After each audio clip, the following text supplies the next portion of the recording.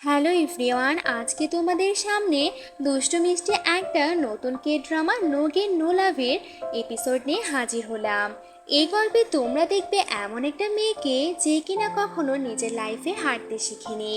তো কি হবে যখন সে জেতার জন্য একটা কন্ট্রাক্ট ম্যারেজ করবে, তাও কিনা তার চেয়ে বয়সে অনেক ছোট একটা মিস্টেরিয়াস ছেলেকে।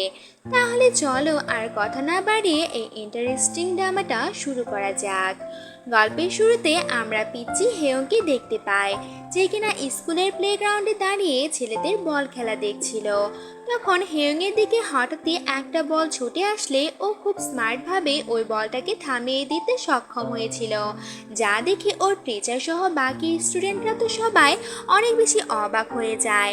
তখন টিচার হেয়ংকে মেয়েদের সাথে গেমস খেলতে বললে হিয়ং বলে ও মেয়েদের সাথে গেম খেলতে চায় না, ওর তো ছেলেদের খেলা গেমগুলো অনেক বেশি পছন্দ।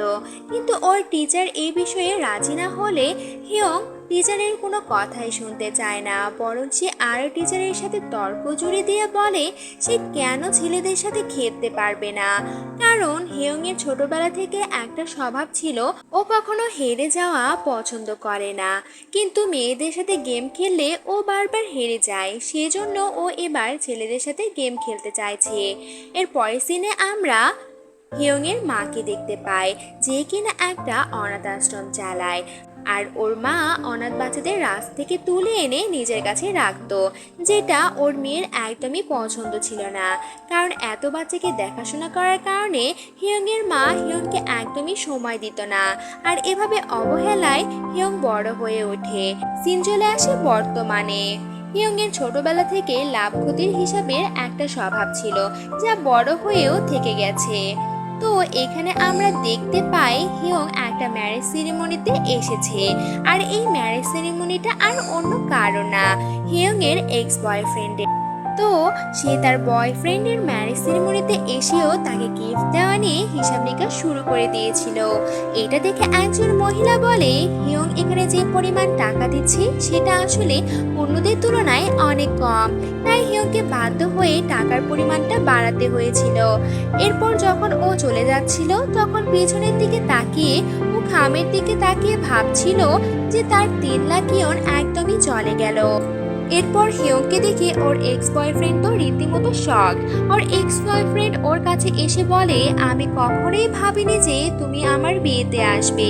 তখন হিয়ং বলে আমাদের সিক্রেট অফিসের একটা প্রোগ্রাম চলছিল, তাই আমাকে এখানে না চাইলেও আসতে হয়েছে। তখন হিয়ংও বলে আমিও কখনো ভাবিনি যে আমাদের ব্রেকআপের 6 মাস পরেই তুমি আবার বিয়ে করে নেবে।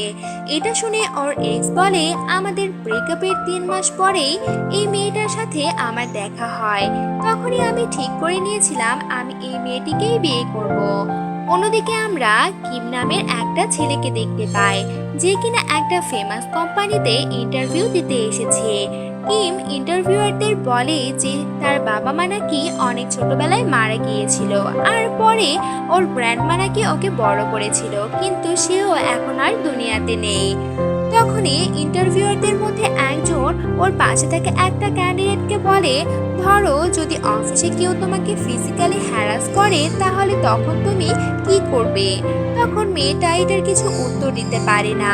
এরপর ইন্টারভিউয়ার তার পাশে ছেলেটিকেও ওই একই প্রশ্ন করলে ওদের দুজনের কেউই এই প্রশ্নের জবাব দিতে পারছিল না। তখন কিম তার নিজের পকেটে থাকা ফোন বের করে ইন্টারভিউয়ারদের দেখিয়ে বলে যে কিম ওনাদের ভয়েস রেকর্ড করে নিয়েছে, যে এত নামি দামি একটা কোম্পানি কিনা ইন্টারভিউতে এরকম প্রশ্ন করতে পারে, যা তার বিশ্বাস হচ্ছিল না। এরপর ইন্টারভিউরা রেগে ওকে বাইরে বের হয়ে যেতে বলে, সাথে সাথে বাকি দুজন ক্যান্ডিডেটরাও ওখান থেকে রিজেক্ট হয়ে যায়। এরপর কিম বাইরে এসে বাকি দুজনের কাছে সরি বলে ওরা জানায় কিমের উপর ওরা একটু রেগে নেই, আসলে ওরাও কিন্তু কিমকে অ্যাঞ্জেল মনে করছিল। এরপর ওরা কিমের কাছে জানতে চায় কিম আসলে কি করে। তখন কিম জানায় সে আসলে একটা বিশেষ কাজ করে, তবে কিম ওর নিজের কাজের ব্যাপারে কিছুই বলতে চায় না। কিছুক্ষণ পরে আমরা কিমকে দেখি ও ওর পরিচিত একজন পুলিশ অফিসারকে ওর ইন্টারভিউয়ের ড্রেসটা ফিরিয়ে দিচ্ছিল। এ থেকে আমরা বুঝতে পারি যে ওই পুলিশ অফিসারের কাছ থেকে পোশাকটা কিম ধার করে নিয়েছিল। তখনই কিম ওই পুলিশ অফিসারের হাতে থাকা বাচ্চাদের মিসিং পোস্টার দেখতে পায় আর পুলিশ অফিসারের হাত থেকে বাচ্চাদের মিসিং পোস্টারটা নিয়ে বলে, আমি শহরের বিভিন্ন জায়গায় এই পোস্টারগুলো লাগিয়ে দিব। তো তখন ওর এই কর্মকাণ্ড দেখে পুলিশ অফিসারেরও মনে হয় কিম আসলে একটা অ্যাঞ্জেল। এর পরের সিনে আমরা দেখি কিম ওই মিসিং পোস্টারগুলো বিভিন্ন ময়লার ভ্যানগুলোতে লাগিয়ে দিচ্ছিল, আর এটা দেখে ওই গার্বেজ কালেক্টররা কিমকে অ্যাঞ্জেল মনে করছিল। এর পরের সিনে হিয়ংকে দেখি ও পার্টিতে যখন খাচ্ছিল তখন নার্সিং হোম থেকে ওর কাছে একটা কল আসে আর কল দিয়ে বলে হিয়ংয়ের মা নাকি নার্সিং হোমে ভর্তি রয়েছে। নার্স ওকে ওর মায়ের সাথে দেখা করতে আসতে বললে হিয়ং জানায় ও এখন অনেক ব্যস্ত আছে, ও কিছুতেই আসতে পারবে না। এরপরে হেয়ংয়ের হঠাৎ করে ওর ব্রেকআপের দিনের কথা মনে পড়ে যায়, যেখানে গাড়ি পার্কিং এর জায়গায় ও ওর এক্স এর সাথে ব্রেকআপ করেছিল। যদিও ওর এক্স হেয়ংয়ের সাথে ব্রেকআপ করতে চাইছিল না, কিন্তু ওর এক্স ওর কোনো কথাই শুনতে চাচ্ছিল না। আর হেয়ং যখন চলে যাচ্ছিল তখন ওর এক্স ওকে অনেক আটকানোর চেষ্টা করলে হঠাৎ করেই ওর হাতে চোট লেগে যায়।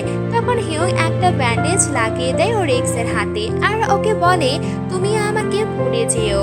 এসব ভাবতে ভাবতেই হিয়ং এর হঠাৎ চোখ পড়ে পার্টিতে পর্দায় দেখানো ওর এক্স এর ওয়াইফ আর এক্স এর 1 ইয়ার রিলেশনশিপের ফটোগ্রাফিগুলো। ওই ফটোগুলোর মধ্যে একটা ফটোতে হিয়ং দেখতে পায় যে সে যে ব্যান্ডেজটা ব্রেকআপের দিন ওর এক্স এর হাতে লাগিয়ে দিয়েছিল সেই ব্যান্ডেজ দেওয়া হাতের ছবি। এটা দেখে তো হিয়ং বুঝতে পারে যে ওর এক্স ওর সাথে চিট করেছে, কারণ ওদের ব্রেকআপের দিনেই ওই মেয়েটাকে বিয়ের জন্য ওর এক্স প্রপোজ করেছিল। তার মানে আগে থেকে ওর এক্স ওর ওয়াইফের সাথে ডেট করতো। এটা বুঝতে পেরে হিয়ং তো প্রচণ্ড রেগে যায়, যার কারণে ও যে টেবিলে বসেছিল তা অনেক বেশি নড়তে থাকে আর টেবিলে বসা অন্য লোকগুলো এটা দেখে অনেক বেশি অবাক হয়ে যায়। এরপর স্টেজে ফটো সেশনের জন্য ওরা যখন ওদের রিলেটিভস আর ফ্রেন্ডদের ডাকছিল তখন হেয়ংও ফটো সেশনে ফটো তুলবে বলে জানিয়ে দেয় আর টেবিলে থাকা কাপড় দিয়ে ও একটা গ্রাউন্ড বানিয়ে ফেলে আর মাথায় একটা ক্রাউন পরে ও তো পুরো ব্রাইডের মতো ফটোশুটের জন্য স্টেজের দিকে এগোতে থাকে। আর ওকে দেখে তো সবাই অনেক বেশি অবাক হয়ে যায়। তারপর ও সামনে এসে ওর এক্সকে বলে যে তুমি তো আমার সাথে চিট করেছো আর এই কথাটা আমি জানতে পেরেছি, কিন্তু আমি এখন কিছুই বলবো না। আর তারপর যখন ফটো সেশন শুরু হয় তখন হেয়ং ইচ্ছা করে ওর বয়ফ্রেন্ডের সব ছবিগুলো খারাপ করে দিচ্ছিল। এর পরের সিনে আমরা হিয়ং এর দুই ফ্রেন্ড বোরা আর জয়কে দেখতে পাই। বোরা ওর নোবেলের লেখার কাজে অনেক বেশি ব্যস্ত থাকার কারণে ও কোনো কিছু করতে পারছিল না। জয় ওর অনেক খেয়াল রাখছিল আর ওকে রান্না করে এনে দেয়। এরপর ওরা দুইজন যখন খাচ্ছিল তখন বোরা জয়কে জিজ্ঞেস করে যে হেয়ং কোথায়। তখন জয় জানায় হেয়ং ওর এক্স এর বিয়েতে গেছে। এই শুনে তো বোরা অনেক বেশি আপসেট হয়ে যায় আর বলতে থাকে আজকের দিন তো ওর জন্য বেশ কঠিন। এসব কথা বলার মাঝে হিয়ং বাড়িতে ফিরে আসলে বোরা আর জয়ী হিয়ংকে দেখে বলে যে তুমি ঠিক আছো কিনা। তখন হিয়ং বলে আমি ঠিক আছি আর একটা বড় বক্স এনে ওদের টেবিলটাতে রাখে। তখন হিয়ং ওর ফ্রেন্ডদের জানায় যে ওর এক্স নাকি ওর সাথে চিট করেছিল। এটা শুনে জয়ী বলে আমি আগেই তোমাকে সাবধান করেছিলাম। এরপর আমরা ওই বক্সের মধ্যে দেখি হিয়ং এর এক্স এর মাথা, কিন্তু একটু পরে আবার দেখানো হয় যে ওই বক্সের মধ্যে আসলে হিয়ং এর এক্স এর মাথা নয়, ওখানে আসলে ওদের বিয়ের বুকেটা রয়েছে। এটা দেখে ওর বান্ধবীরা বলে যে তুমি কিভাবে তোমার এক্স এর বিয়ের বুকেটা নিয়ে আসলে। তখনই ফ্ল্যাশব্যাকে দেখানো হয় একটু আগে আমরা বিয়ের অনুষ্ঠানে যে সিনটা দেখেছি সেই সব আসলে হিয়ং এর কল্পনা ছিল। ও আসলে এমন কিছুই করতে পারেনি বিয়ের অনুষ্ঠানে। ওকে যখন সবাই ফটো সেশনের জন্য ডাকছিল তখন চুপ করে ও স্টেজে গিয়ে সবার সাথে ছবি তুলেছিল, এমনকি চিট করার কথাটাও ও কাউকে বলতে পারেনি। আর যখন বিয়ের বুকেটটা ছুঁড়ে ফেলা হয়েছিল তখন ও ওটা ক্যাচ করে নেয়। তো এইসব শুনে জয়ী ওকে জিজ্ঞেস করে যে তুমি কেন তোমার এক্সের সাথে ব্রেকআপ করে ফেলেছিলে। তখন হিয়ং তো এই কথার কোনো উত্তর না দিলে পাশ থেকে বোরা বলে নিশ্চয়ই ওর রিলেশনে অনেক লস হচ্ছিল, তাই হিয়ং ব্রেকআপ করে ফেলেছে। এরপরে আমরা জানতে পারি হিয়ং এর আসলে অনেকগুলো রিলেশন ছিল। ও কখনোই একটা রিলেশনে বেশি দিন থাকতে পারতো না, কারণ ও সব রিলেশনে অনেক লাভ ক্ষতির হিসাব করত, যার কারণে ও ওর 3-4টা বয়ফ্রেন্ডকেও বাড়ি থেকে বের করে দিয়েছিল। এরপরের সিনে আমরা চই আর হিয়ংকে রাস্তা দিয়ে হাঁটতে দেখি। ওরা গল্প করতে করতে জেনারেল স্টোরের দিকে যাচ্ছিল। তখন চই ওর মায়ের সাথে দেখা করতে যাবে বললে তখন হিয়ং এই বিষয়টা এড়িয়ে গিয়ে ওকে ট্রফি কিনে দেবে বলে জানায়। তখন চই বলে তোমার তো জেনারেল স্টোরের ওই ছেলেকে একদম পছন্দ নয়, তাও তুমি ওর স্টোরে কেন যাও? তখন হিয়ং বলে আমি যে ওকে অপছন্দ করি এটা আমি ওকে বোঝাতেই ওইখানে যাই। আসলে ওরা যে ছেলের কথাটা বলছিল সেই ছেলেটা আর অন্য কেউ নয়, সেই ছেলেটা আসলে কিম ছিল। তো কিম একটা জেনারেল স্টোরে পার্ট টাইমে জব করতো। তো কিম রাতের বেলা ওই জেনারেল স্টোরের কাজ পরিষ্কার করছিল। তখন হেয়ং ওইখানে হঠাৎ চলে আসলে কিম হেয়ং এর মুখের উপরে জল ছিটিয়ে দেয়। তখন হেয়ং কিমকে বিরক্ত করতে তার মুখে থাকা মেকআপগুলো স্টোরের গ্লাসে লাগিয়ে দেয়, তার কারণে কিমকে আবারও সেটা পরিষ্কার করতে হয়। এমনকি হেয়ং ভিতরে এসে কিমকে আরো বেশি বিরক্ত করার জন্য স্টোর থেকে জিনিসপত্র নেওয়ার সময় বিভিন্ন জিনিস ফেলে দিচ্ছিল, যা দেখে কিম রেগে গেলেও কাস্টমার হওয়ার কারণে ও হিয়ংকে কিছু বলতে পারে না। এরপর হিয়ং কিমের কাছে সিগারেট চাইলে কিছুক্ষণ কিম ওর মুখের দিকে তাকিয়ে থাকে, তারপর ওর পছন্দের সিগারেট ওকে দিয়ে দেয়। তখন হিয়ং ওই ডেস্কের উপরে একটা ইন্টারভিউর বই দেখে কিমকে বলে তুমি কেন জেনারেল স্টোরে কাজ করছো, তোমার তো অনেক ভালো অফিসে কাজ করা উচিত। কিমও কথাই কম ছিল না। কিম তখন জানায় তোমার যেদিন বিয়ে হবে তারপর দিন থেকেই আমি চাকরি করতে শুরু করব। এই শুনে তো হিয়ং আর কিছু বলতে পারে না। এদিকে বোরাকে দেখি ও ওর নোবেলের নতুন এপিসোডটা আপলোড করে অনেক বেশি ক্লান্ত হয়ে গিয়েছিল, আর ওর ম্যানেজার ওকে রেস্ট করতে বললে ও তো রেস্টের বদলে নোবেলের রিভিউ করতে ব্যস্ত হয়ে পড়ে। এখন আমরা দেখতে পাই ওর নোবেলে অনেকে খারাপ কমেন্ট করলেও ওর একটা ফ্যান ছিল যে ওর নোবেলগুলো অনেক বেশি পছন্দ করত আর বাকি এপিসোডগুলোর জন্য অপেক্ষা করত। তো ওই ফ্যানের মেসেজ পড়ে বোরা অনেকটাই খুশি হয়ে যায়। অন্যদিকে আমরা বোরার সেই ফ্যানকে দেখতে পাই যে কিনা ওর ফ্যামিলির সাথে ডিনার করতে করতে বোরার নোবেল পড়ছিল। মহিলাটা বোরার নোবেল পড়তে এতটাই ব্যস্ত ছিল যে ওর হাজবেন্ড ওকে খাইয়ে দিচ্ছিল। বাবা মার এসব কর্মকাণ্ড দেখে ওর ছেলে লি ওইখান থেকে বিরক্ত হয়ে চলে যায়, আর ওর ছেলের পিছে পিছে ওর বাবাও বাইরে চলে আসে।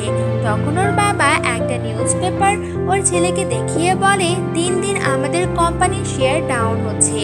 বাবা ওকে তখন একটা শর্ত দিয়ে বলে 3 বছরের মধ্যে যদি তুমি কোম্পানিকে ঠিক করতে না পারো তাহলে 3 বছর পর তোমাকে আমার পছন্দ করা মেয়েকেই বিয়ে করতে হবে। এসব কথা শুনে তো লিয়ের হুঁশ উড়ে যায়। তখন ও বুঝতে পারে না যে ওর বাবা আসলে ওকে কি বলছে, করতে না পারো তাহলে 3 বছর পর তোমাকে আমার পছন্দ করা মেয়েকেই বিয়ে করতে হবে। এসব কথা শুনে তো লিয়ের হুঁশ উড়ে যায়। তখন ও বুঝতে পারে না যে ওর বাবা আসলে ওকে কি বলছে। বাবা তখন ওকে কথার জালে ফাঁসিয়ে বলে তাহলে তোমার চুপ করা দেখে আমি বুঝতে পারছি তুমি আমার শর্তে রাজি আছো, আর তার প্রমাণ এখানে লাগানো সিসিটিভি ক্যামেরা। এসব কথা বলে ওর বাবা ওখান থেকে চলে গেলে বেচার তো মাথা একদম খারাপ হয়ে যায়, আর ও এক নজরে ওর বাবার দিকে তাকিয়ে থাকে। এর পরের সিনে আমরা লিয়ের অফিসের সেক্রেটারিকে দেখি যে কিনা ওর ডিপার্টমেন্ট চেঞ্জ করার জন্য লিকে মেসেজ করতে চাইছিল, কিন্তু তখনই ও দেখে লি অনেক রাগী মুড নিয়ে অফিসে প্রবেশ করে। তখন সেক্রেটারি ওর মুখ দেখে বুঝতে পারে যে আজকে অ্যাপ্লিকেশন পাঠানোর সঠিক সময় নয়। কিছুক্ষণ পর লি যখন ওর অ্যাসিস্ট্যান্টকে ভিতরে ডাকে তখন লি ওর বাবার শর্তের ব্যাপারে অ্যাসিস্ট্যান্টকে সবকিছু জানায়, আর ওর অ্যাসিস্ট্যান্ট ওকে হেল্প করবে বলে জানায়। কিন্তু অ্যাসিস্ট্যান্টও একটা শর্ত জুড়ে দেয়, সেটা হলো যদি লি ওর কাজে সাকসেসফুল হয় তাহলে সে ওর অ্যাসিস্ট্যান্টের ডিপার্টমেন্ট চেঞ্জ করে দিবে। তখন ওরা দুজনার শর্ততে রাজি হয়ে কোম্পানির প্রোগ্রেসের জন্য প্ল্যানিং করতে থাকে।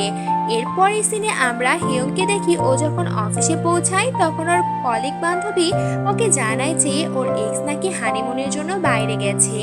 এসব কথা শুনে তো একদমই ভালো লাগে না। তখন ওর কলিগ বলে যে ওদের কোম্পানিতে কেউ যখন বিয়ে করে তখন কোম্পানি তাকে অনেক অনেক ছুটি দেয়, এমনকি বিয়ের পর কোম্পানিতে স্যালারিও বেড়ে যায়। এসব সুবিধা নাকি এখন ওর এক্স পাবে, তাই ওর অ্যাসিস্ট্যান্ট হেয়ংকেও একটা বিয়ে করে ফেলতে বলে। তখন হেয়ং জানায় হেয়ং তো কখনো বিয়ে করবে না। এরপর হেয়ং যখন ওর ডেস্কে বসে কাজ করছিল তখন ও দেখে ওর এক্স ফিরে এসেছে। তাই হেয়ং একটা ফাইল হাতে নিয়ে ওর এক্সের ডেস্কের সামনে চলে যায় আর ওখানে গিয়ে ওর এক্সকে বলে আমি তোমার সাথে কিছু কথা বলতে চাই। এরপর হিয়ং মিটিং রুমে ওর এক্সকে নিয়ে এসে ওকে জানায় যে তুমি আমার সাথে যে চিট করেছিলে সেই কথা আমি জানতে পেরে গেছি। তো আমি তোমাকে বিয়েতে যে টাকাটা দিয়েছিলাম সেটা তুমি আমাকে রিটার্ন দাও। এই কথা শুনেতে হিয়ং এর এক্স এর মাথা পুরো খারাপ হয়ে যায়। ও বলে তুমি আমাকে কিভাবে বলতে পারো? তখন হিয়ং ওকে বলে যদি আমি আগেই জানতাম যে তুমি আমাকে চিট করেছো তাহলে আমি তোমাকে একটা পয়সাও দিতাম না। তুমি তাড়াতাড়ি আমাকে টাকা রিটার্ন দাও। এটা শুনে হিয়ং এর এক্স বলে আমি তোমাকে টাকা রিটার্ন দিব তখনই যখন তুমি বিয়ে করবে, আর আমি জানি তুমি কখনো বিয়ে করবে না, তাই তোমাকে টাকা দেওয়ার প্রশ্নই ওঠে না। এই বলে ওর এক্স ওখান থেকে চলে গেলে হিয়ং এর তো খুব রাগ লেগে যায়। এরপর ফ্ল্যাশব্যাকে ওদের রিলেশনের একটা সিন দেখানো হয় যেখানে হেয়ং ওর এক্স এর একটা কথাই বুঝতে পেরেছিল সেদিন যে ওর এক্স চায় না ভবিষ্যতে হেয়ং ওর মায়ের খেয়াল রাখুক, আর এই কারণে যাতে ওর এক্স এর কাছে ওর বার্ডেন হতে না হয় তাই ও ওর এক্স এর সাথে ব্রেকআপ করে ফেলেছিল। আর আজ যখন এক্স ওর সাথে খারাপ ব্যবহার করে তখন ও ঠিক করে নেয় যে এর বদলা ও নেবেই। এরপর হিয়ং আবার ওর এক্সকে ফোন করে টাকা চাইলে ওর এক্স তো ওর কোনো কথাই শুনতে চাচ্ছিল না। তখন ওর ফোনের ওপার থেকে নিজের ওয়াইফের কথার সাউন্ড শুনে ও তো অনেক বেশি নার্ভাস হয়ে যায়। আর হিয়ংও ওর ওয়াইফের সাথে কথা বলতে গিয়ে ওর এক্স এর ফোনটা কেটে দিয়েছিল। আর এটা শুনে তো ওর এক্স দৌড়াতে দৌড়াতে পাগলের মতো ওই স্পটে চলে যায় যাতে ওর ওয়াইফকে হিয়ং ওদের রিলেশনের ব্যাপারে কিছু না বলে দেয়। কিন্তু ও অনেক দূর থেকে ওর ওয়াইফকে শক হতে দেখে ও ভেবে নেয় যে হয়তো ওদের রিলেশনের ব্যাপারে হিয়ং সবকিছু ওর ওয়াইফকে জানিয়ে দিয়েছে। কিন্তু সামনে আসার পর ওর এক্স দেখতে পায় হিয়ং ওদের বিয়েতে পাওয়া বুকেটা দিয়ে অনেক সুন্দর একটা গিফট বানিয়েছিল, আর সেটা দেওয়ার জন্যই ও এখানে এসেছিল। আর ওই গিফটটা দেখে ওর ওয়াইফ এতটা শক হয়েছিল। তো হিয়ং ওর ওয়াইফের সাথে ফ্রেন্ডশিপ করতে চাইলে ওর ওয়াইফও হিয়ং এর সাথে ফ্রেন্ডশিপ করে নেয়। এবার নিজেকে বাঁচাতে হিয়ং এর এক্স ওর সাথে কথা বলতে ওর পিছে পিছে চলে আসে আর ওর সামনে ক্ষমা চেয়ে বলে যে ওর কাছে এখন এত টাকা নেই। হিয়ং যখন বিয়ে করবে ও সব টাকা ওকে অবশ্যই ফিরিয়ে দিবে। আর এই কথা বলার পরে ওর এক্স রীতিমতো তো হিয়ং এর কাছে ভিক্ষা চাইতে শুরু করে দেয়। অন্য সিনে দেখি লি আর ওর সেক্রেটারি মিলে প্ল্যান করছিল কিভাবে ওদের কোম্পানিটা গ্রো করা যায়। এতে ওর অ্যাসিস্ট্যান্ট কোম্পানির মধ্যে একটা কম্পিটিশন করার আইডিয়া দেয়। আর হিয়ংও পাশাপাশি লিয়ের কোম্পানিতে জব করতো। আর তখন ও ওই কম্পিটিশনের ব্যাপারে জানতে পারলে হিয়ং জানায় যে ও এবার এই কম্পিটিশনে অংশগ্রহণ করবে। কিন্তু তখন ওর কলিগ বান্ধবী ওকে বলে যে এই কম্পিটিশনে শুধু ম্যারিড ওমেনরাই পার্টিসিপেট করতে পারবে। তখন হিয়ং বলে যে আমি কখনোই এই কম্পিটিশনে যোগ দেওয়ার জন্য বিয়ে করতে পারবো না, এই কম্পিটিশনের কথা আমার ভুলে যাওয়াই উচিত। হিয়ং কিমের ওই জেনারেল স্টোরে এসে ড্রিঙ্ক করছিল, আর ড্রিঙ্ক করার সময় ওর এক্সের কথা ওর মনে পড়লে এবারও ঠিক করেই নেয় যে এবারও একটা বিয়ে করবে। আর এটা ভাবতে ভাবতে ও এক নজরে কোল্ড ড্রিঙ্কস এর ফ্রিজের দিকে তাকিয়েছিল। ফ্রিজের পেছন থেকে হঠাৎ কিম বেরিয়ে এলে তখন কিম ওকে জিজ্ঞেস করে তুমি এখানে কি করছো, তোমার এখানে কি চাই? তখন হিয়ং বলে যে আমার একটা হাজবেন্ড চাই, তুমি কি আমার হাজবেন্ড হবে? এই কথা শুনে কিন্তু কিমের মাথা একদমই ঘুরে যায়। তখনই আমাদের একটা ফ্ল্যাশব্যাকে আজ থেকে প্রায় 6 মাস আগের একটা সিন দেখানো হয় যেখানে হিয়ং ওর এক্স এর সাথে এই জেনারেল স্টোরের বাইরেই কথা বলছিল। আর সেই দিনই ওর এক্স ওর মায়ের ব্যাপারে ওই কথাটা বলে, যা শুনে ওর মনটা অনেক বেশি খারাপ হয়ে যায় আর ও অনেক রাত পর্যন্ত ওই জেনারেল স্টোরের সামনেই বসেছিল। তো এই সব কিছুই কিম আড়াল থেকে শুনে ফেলে আর হেয়ংকে অনেকক্ষণ ওইখানে বসে থাকতে দেখে কিম ওর পাশে এসে বসে। আর ওই দিন তো কিম হেয়ংকে সিগারেট অফার করেছিল, কিন্তু সেই দিন হেয়ং কিমকে নোটিস না করেই ওর সাথে সিগারেট খেয়েছিল। আর এইভাবে হঠাৎ বিয়ের কথা হেয়ং এর মুখ থেকে শুনে কিমের ওর গ্র্যান্ডমার কথা মনে পড়ে যায়।